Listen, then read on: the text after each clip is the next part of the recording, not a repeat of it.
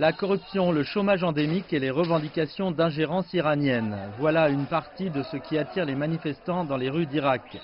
Les choses sont arrivées au point où le Premier ministre, que les manifestants dénoncent comme étant dans la poche de l'Iran, dit qu'il va quitter son poste. Mais les manifestants en attendent plus. La démission d'Adel Abdul-Mahdi marque le début de la réforme et notre révolution se poursuivra jusqu'à ce que toutes nos revendications soient satisfaites.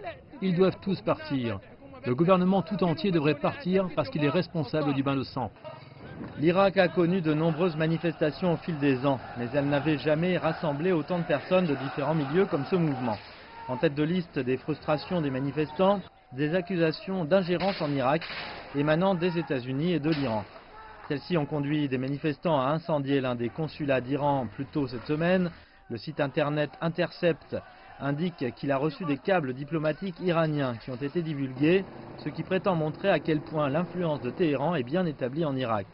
Le premier article publié en partenariat avec le New York Times résume les résultats.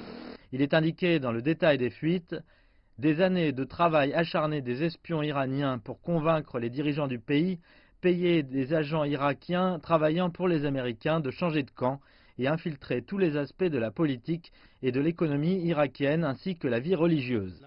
Abdul Mahdi a été soumis à des pressions internes et externes au cours de son mandat de Premier ministre.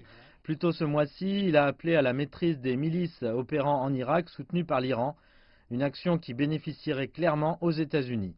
L'étendue de l'influence iranienne reste difficile à cerner, tandis que Reuters rapporte Téhéran soutient les milices qui déploient des tireurs d'élite pour aider à réprimer les manifestations. Mais ce qui est limpide, c'est la colère ressentie par les manifestants, dont beaucoup luttent pour survivre dans des conditions de plus en plus défavorables. En tant que jeune homme originaire de Bassora en Irak, je vis dans le dénuement et la faim depuis 16 ans. Ma vie peut être brièvement décrite comme une suite d'injustices.